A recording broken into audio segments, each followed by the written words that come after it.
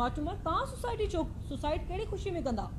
तव्हां बेवकूफ़ आहियो, तव्हां उन्हनि सां विढ़ो, उन्हनि खे मजबूर कयो त हू सुसाइड कनि, हू लाइक़ु आहिनि सुसाइड करण जे, असांजा शागिर्द लाइक़ु न आहिनि। कॾहिं लम्स में को शागिर्द परेशानी में सुसाइड थो करे, कॾहिं इस्लामाबाद में सिंधी को शागिर्द सुसाइड थो करे, कॾहिं ॿिए कंहिं यूनिवर्सिटी में शागिर्द परेशान थी को अहिड़ो जेको आहे मज़म्मत था कनि जो असां सोचे बि नथा सघूं। तव्हां सोचो, ॿुधायो वञे त असां इन्हनि मैडम खे छा कयूं।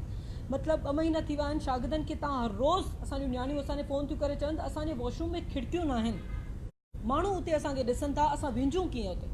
मतिलबु तव्हां सोचो उन्हनि जी तकलीफ़ कहिड़ी हूंदी, उन्हनि जी कंडीशन कहिड़ी हूंदी, ऐं उन कंडीशन में जॾहिं हू परेशान आहिनि, उन्हनि जा एग्ज़ाम्स 2 महीननि जे मुंहिंजे ख़्याल में मथे महीने हुन जा एग्ज़ाम्स आहिनि, ऐं उन्हनि खे हेतिरो टॉर्चर कयो आहे, उन्हनि खे सिक्योरिटी का बि न आहे, उन्हनि खे को बि तहफ़ुज़ न आहे उते यूनिवर्सिटी में, सभु जा सभु शागिर्द परेशान आहिनि। उन्हनि खे सिर्फ़ु इहो चयो थो वञे तव्हांखे असां फेल कंदासीं, ख़ुदा न ख़्वास्ता उन परेशानी में हू शागिर्द कुझु करे सघनि त उनजो ज़िम्मेदारु केरु हूंदो। उनजो ज़िम्मेदारु असां पोइ VC साहिबा खे ई चवंदासीं, छो जो हुननि खे वॾो फ़ख़्रु आहे पाण ते त हू ॿाहिरां पढ़ी आई आहे, पर मूंखे नथो लॻे हुनजे बिहेवियर मां, हुनजी ॿोलीअ मां, हुनजे जेको आहे अंदाज़ मां त हू ॿाहिरां किथां पढ़ियल आहे। मूंखे त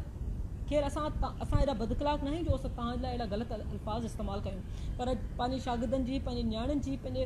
ॿियनि जेका नौजवाननि जी तकलीफ़ूं ॾिसी करे असांजे दिलि त सड़े थो। पर वरी बि असां उन्हनि खे वरी बि हिकु दफ़ो ॿीहर असां उनखे चवणु था चाहियूं त महिरबानी करे पंहिंजो बिहेवियर तव्हां सही कयो, महिरबानी करे पंहिंजे स्टाफ सां, शागिर्दनि सां बिहेवियर पंहिंजो सही कयो, न त ॿी सूरत में असां वॾे खां वॾी प्रोटेस्ट कंदासीं तव्हांजे ख़िलाफ़ु, छो जो तव्हांजो बिहेवियर तव्हां VC ठहण जे लाइक़ु ई न आहियो। इहो छो जो इहो सिर्फ़ु चांडका मेडिकल यूनिवर्सिटी जो मसइलो हुजे हा त माण्हू चुप थी वञे हा, पर कुझु टाइम पहिरीं खैरपुर यूनिवर्सिटी में इहो थियो, वरी नवाबशाह यूनिवर्सिटी में इहो थियो, शागिर्दनि खे फोर्स सां उनखे कुटरायो वियो, दहशतगर्दनि वांगुरु हुनखे मारियो वियो, ऐं केरु VC साहिब पोइ चवनि था त असां खां शागिर्द कंट्रोल नथा थियनि। तव्हां खां कंट्रोल नथा थियनि त तव्हां इदारा हलायो छो था जे तव्हां खां इदारा हलजनि नथा।